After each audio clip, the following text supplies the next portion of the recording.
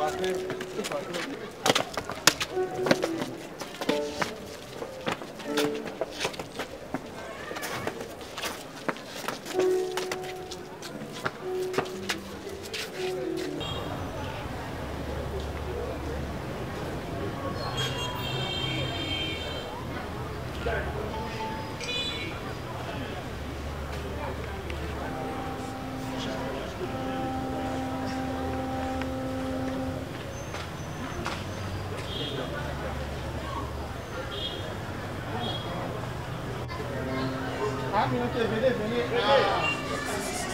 pas là-bas.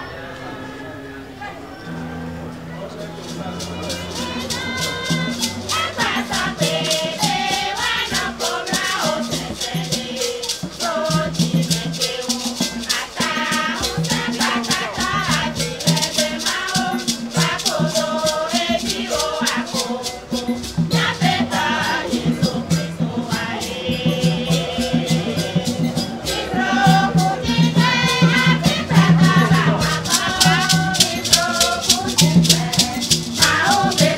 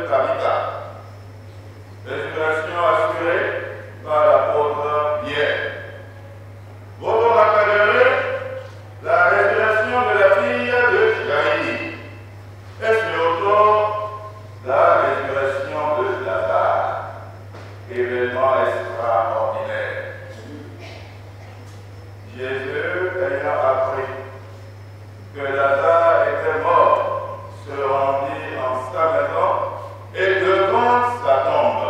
Et là, il expérimenta une émotion douloureuse énorme. Et l'auteur sacré nous dit que Jésus pleura. Mais après avoir pleuré, il a intimé l'ordre à la tombe pour qu'il restitue la vie de Lazare, ce qui a été fait à la grande joie du village. Mais quoi qu'en soit l'intensité de ces événements, ils n'ont pas de pareil avec la résurrection du Christ. Tabitha est ressuscitée, ou bien rendue à la vie, mais Tabitha va encore mourir. La fille de Jaïr est rendue à la vie, mais la fille de Jaïr va encore mourir. Lazare est rendu à la vie, mais Lazare va encore mourir. Mais le Christ meurt, ressuscite et ne meurt plus jamais. C'est là toute la différence. Et ce qui nous permet de prendre la mesure de cette résurrection éternelle, c'est simplement deux faits. D'abord, le tombeau vide et la série des apparitions. L'Évangile vient de nous parler du tombeau vide. On nous dit que l'ange du ciel est descendu du ciel, roula la pierre et s'assit dessus. Quand on s'assoit sur quelqu'un, c'est qu'on le maîtrise. Tu as maîtrisé la mort. Le tombeau est vide. Mais le tombeau peut être vide sans qu'on ait l'assurance de la résurrection. Le tombeau vide a été suivi de la série des apparitions. Pour vous montrer que le tombeau vide n'accrédite pas la thèse du vol du corps. Le tombeau vide s'ajoute à la série des apparitions. Parce que les apparitions sans le tombeau vide va nous faire croire au fantôme, mais le tombeau vide sans les apparitions va nous faire croire que le corps a été volé. Les deux événements composent donc pour dire l'indicible, le mystère. Et ce qui se traduit dans ce mystère, c'est qu'au-delà de la dimension biologique, l'homme prend une autre dimension spirituelle. Ce que le pape Benoît XVI traduit par le terme corps pneumatique. Saint Paul traduit ce corps pneumatique par le corps spirituel. Nous allons à une autre dimension de notre être. Et c'est l'accession à cette dimension qui est au fait le premier bénéfice de la résurrection du Christ. Au fait, la résurrection du Christ a plusieurs impacts sur le monde, sur l'homme, sur le présent, sur l'avenir, sur la terre et dans les cieux. Le premier impact, un impact cosmique. Vous savez bien que l'homme a été créé. Mais après la création, le mal fut introduit pour introduire le péché. La création a amené en griffe à la décréation.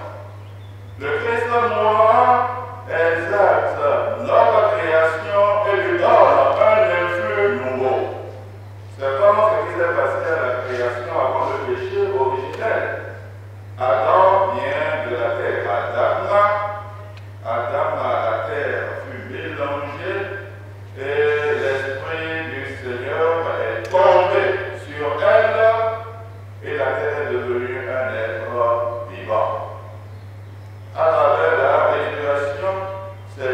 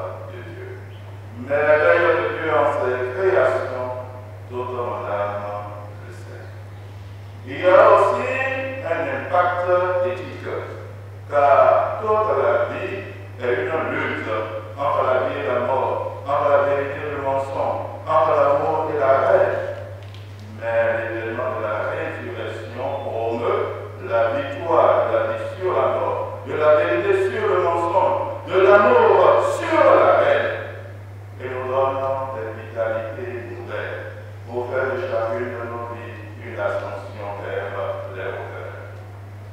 L'événement a aussi un impact eschatologique. Eschatologique, c'est-à-dire donne la promesse des fins dernières. Notre vie ne finit pas ici-bas. La mort n'est pas la fin de tout, c'est la parenthèse entre deux réalités que nous n'arrivons pas encore à cerner, mais qui existent. Nous venons de Dieu et nous retournons à Dieu. La vie, la mort ne signe pas la fin de toute chose. Et déjà en cela, les sciences biomédicales aujourd'hui apportent des éléments encourageants. Ces sciences nous disent que ce que les chrétiens catholiques soutiennent en la résurrection du Christ, ce que notre culture soutient en la résurrection, les morts ne sont pas morts, ils sont. Tout ce que nous soutenons là existe vraiment. Et existe à partir des éléments expérientiels qui sont fournis aujourd'hui avec des personnes qui connaissent d'abord clinique et qui passent par le tunnel pour aller vers l'être de la lumière tout en saluant le parent des femmes. Il y a ce qu'on appelle l'expérience de la décorporation. Votre corps est sur le lit, mais vous prenez de la distance par rapport à ce corps pour pouvoir du plafond le voir. Et voir tous ceux qui sont là et qui vont vous visiter. Il y a une conscience nouvelle qui naît à la fin de la conscience biologique que nous avons avec une entité spirituelle. Cela montre que la vie ne finit pas ici-bas. Mais ce n'est pas parce que la vie ne finit pas ici-bas que tout est déjà gagné. Le Christ est mort, il est vivant pour notre vie. C'est un peu pourquoi la vie de ressusciter, nous devons immanquablement nous ouvrir aux recommandations qu'il nous donne. Et c'est de ces recommandations que parlent les textes bibliques de ce jour, surtout l'évangile que nous venons d'entendre. L'évangile nous invite à nous identifier à Marie-Madeleine, à nous identifier à Marie de Béthanie et à faire de chacune de nos vies une ascension vers les hauteurs. Et la deuxième lecture y insiste dans le verset sacré, on dit regardez les réalités d'en haut. Vous êtes ressuscités avec le Christ, regardez les réalités d'en haut. Alors, que signifie Madeleine? S'identifier à Marie de Béthanie, faire de la vie une ascension vers les hauteurs en regardant les réalités du ciel. Donc, s'identifier à Marie-Madeleine, c'est accepter vraiment de se convertir. Marie-Madeleine était dépositaire des 7 démons. Et le chiffre 7 dans la Bible, c'est le chiffre de la plénitude. Donc, le démon était plénifié en lui, a plénifié son être. Elle est devenue complètement désarticulée dans cette corruption spirituelle qui a amené à la corruption éthique, puisqu'elle était aussi prostituée. Mais dans son état, elle a cherché et recherché la conversion. Et quand elle a rencontré le Christ, elle s'est convertie à lui. Elle a marché à sa suite. On comprend pourquoi, au regard de son amour, le Christ ressuscitant lui a paru au premier moment. Quand on cherche le Christ, on le recherche dans tout ce que nous faisons. Quand on est croyant, quand on est Dieu au premier plan, quoi qu'en soient les situations, il fait toujours pour concourir à notre bien. Et il nous récompense de la recherche première qui constitue une réponse à son appel premier. se convertit à la manière de Marie de Magdala, c'est donc accepter de changer sa vie, aller de l'ancien au nouveau, dans le renouveau de vie. Se convertir à l'identité de Marie de Béthanie, c'est accepter aussi d'être au pied de Jésus. Marie de Béthanie avait vraiment cette vertu de s'asseoir au pied de Jésus pour écouter sa parole. Et quand on sait que la parole est la parole du Père, et quand on écoute la parole du Père, on a les repères de sa vie pour impliquer les intérêts. Alors c'est important que nous soyons dans cette dynamique, que la parole de Dieu qui crée continue de nous créer, que la parole de Dieu qui élève continue de nous élever, que la parole de Dieu qui vitalise continue de nous vitaliser, que la parole de Dieu nous insère dans un amour qui passe justement par la déposition du moi pour que nous puissions penser le collectif, penser la communauté, penser la communion dans l'attente des objectifs communs. Et le troisième élément est l'invitation.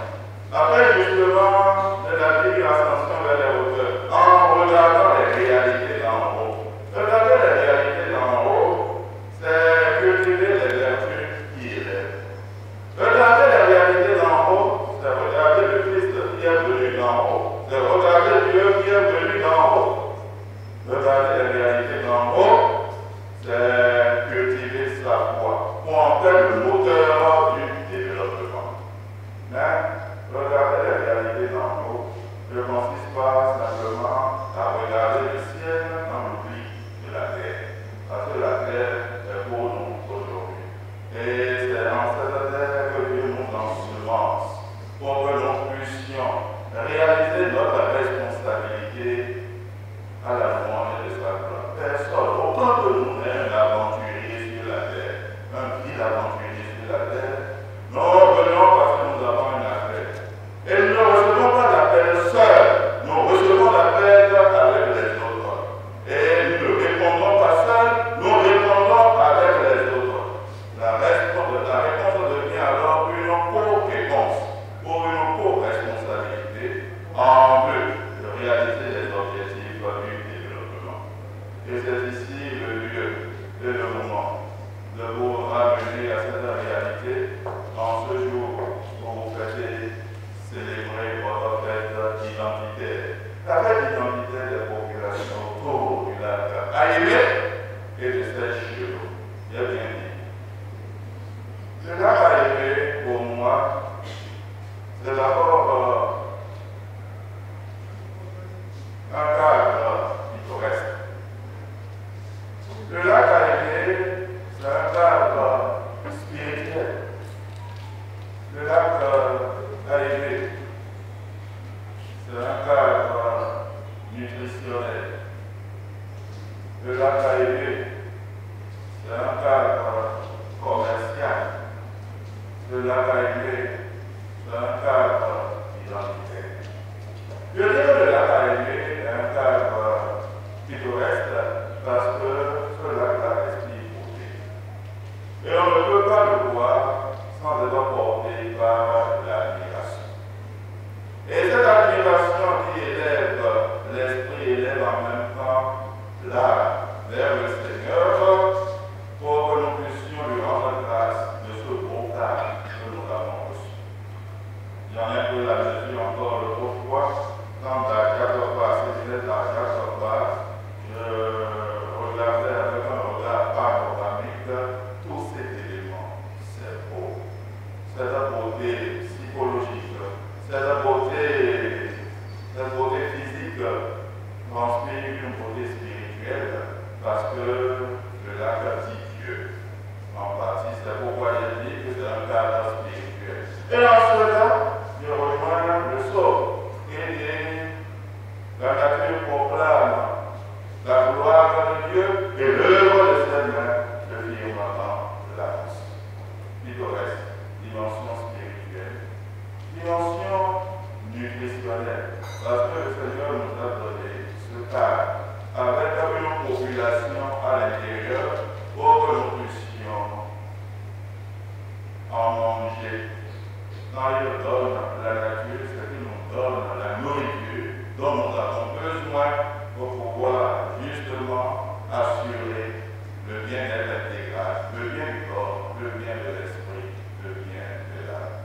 parce qu'il est un cadre nutritionnel qui devient un cadre commercial. Parce qu'il faut en prendre, manger et vendre aussi pour pouvoir acheter d'autres réalités dont nous avons besoin. À totaliser alors, c'est un cadre qui veut acter le développement.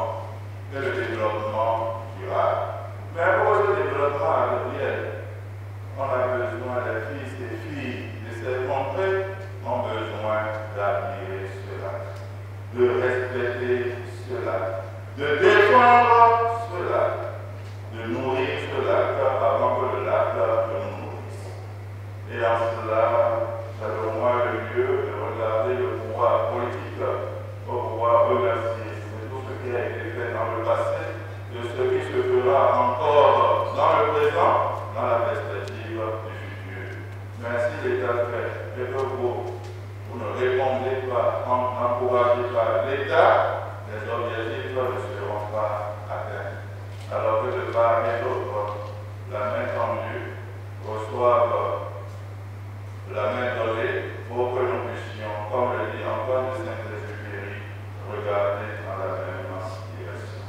Que la paix du Seigneur soit sur vous, comme votre espoir est en lui. Que sa résurrection soit source de fécondité nouvelle pour chacun de nous. Que cette résurrection nous vitalise de l'intérieur pour nous propulser de nouveau sur les chemins du développement. Oui, que cette paix rejoigne vos cœurs, rejoigne vos familles, rejoigne notre pays et demeure maintenant et pour les siècles des siècles. Amen.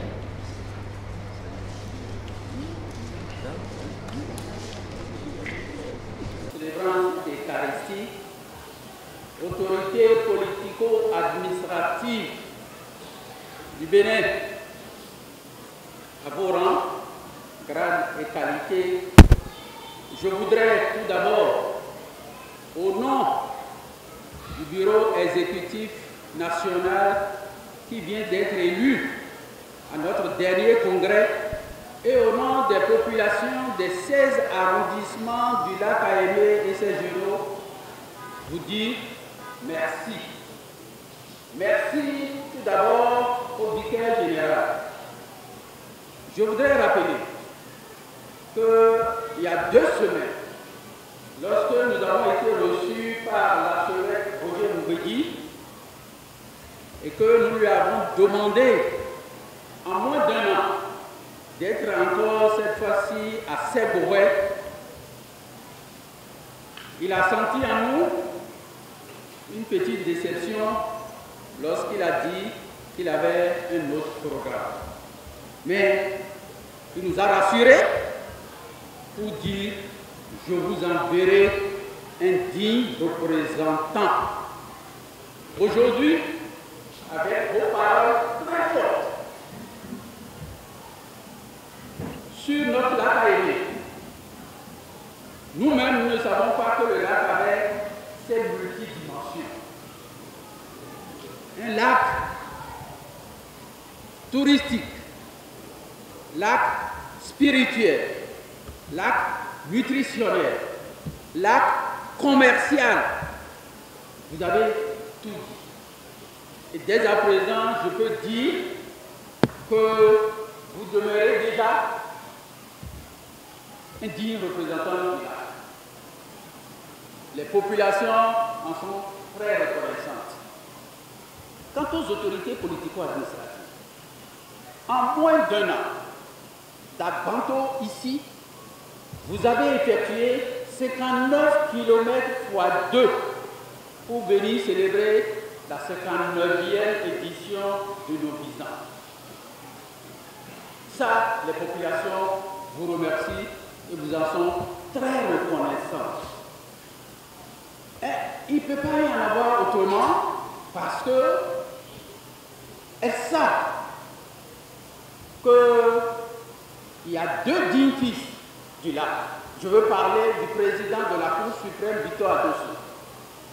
Et je veux parler du premier ministre Irénée Toupaki, digne fils de Sèvres, que nous avons voulu honorer et remercier, et surtout, à travers eux, président de la République, chef de l'État, le président Talon, qui aime tant ce lac à aimer ces chenaux, pour avoir permis depuis 60 ans le dragage qui est devenu une réalité aujourd'hui. Et je vous demande d'applaudir.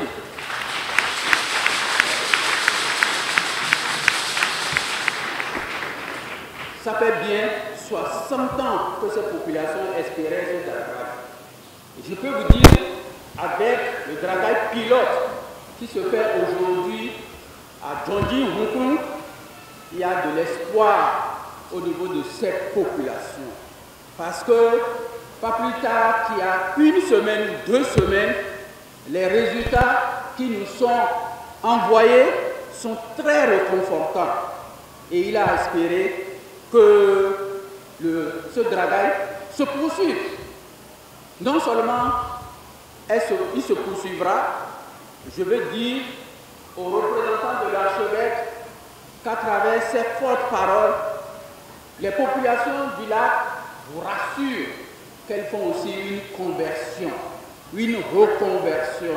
Ils partent de l'ancien au nouveau, car elles prennent l'engagement aujourd'hui même que les pratiques de pêche qui font enlever les alevins qui doivent grandir dans le lac, elles y mettent fin.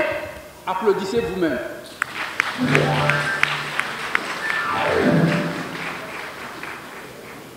Donc, cher vicaire général, autorité politico-administrative, vous qui avez fait le déplacement pour commémorer avec nous cette journée, ces Pâques et cette fête identitaire de nos visants, nous sommes très réconfortés et nous vous en remercions. Nous vous disons merci pour que tout à l'heure, au lieu habituel où nous faisons la communion, où nous nous communions, nous puissions annoncer la prochaine édition et avec les nouveaux défis que nous allons relever. Merci à vous tous. Bonne fête de Pâques, bonne fête de nos visants. Je vous remercie.